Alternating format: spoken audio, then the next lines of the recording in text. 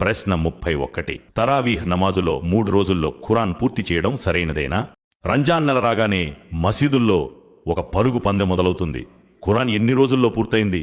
తరావీహ్ ఎంత వేగంగా పూర్తయింది? ఖురాన్ను ఎంత వేగంగా పూర్తి చేస్తే అంత మంచిదని ప్రజలు భావిస్తారు. కానీ ఒక్క క్షణం ఆగి ఆలోచించండి. నిజంగా ప్రవక్త ముహమ్మద్ సల్లల్లాహు అలైహి వసల్లం గారి పద్ధతి ఇదేనా? విశ్వాసుల తల్లి అయ్యేషా రజియల్లాహు అన్హా గారు ఇలా సెలవిచ్చారు: ప్రవక్త ముహమ్మద్ సల్లల్లాహు అలైహి వసల్లం ఎప్పుడైనా ఒక్క రాత్రిలో ఖురాన్ మొత్తాన్ని పూర్తి చేసినట్లు నాకు తెలియదు. అంటే ప్రవక్త సల్లల్లాహు అలైహి వసల్లం గారి పద్ధతి వేగంగా పూర్తి చేయడం కాదు, ఖురాన్ను నిదానంగా ఆలోచిస్తూ చదవడం.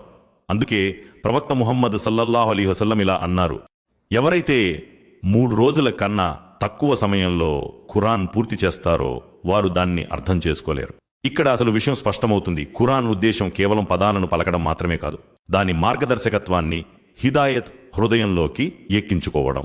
అల్లాహ్ ఇలా సెలవిస్తున్నాడు: ఇదొక శుభప్రదమైన గ్రంథం.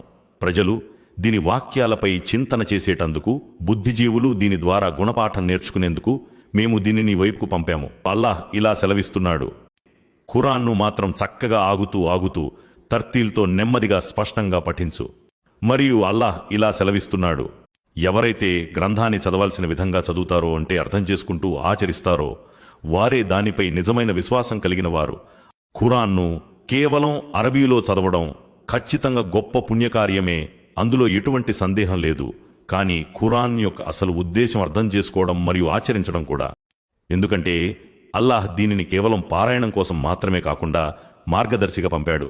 అందుకే ఖురాన్ అర్థం చేసుకోవడానికి ఏ అనువాదాలు మరియు తఫ్సీర్లు, వ్యాఖ్యానాలు ఖురాన్, సహీ హదీస్ మరియు సహాబాల అవగాహనకు అనుగుణంగా ఉన్నాయో తెలుసుకోవడం కూడా ముఖ్యం.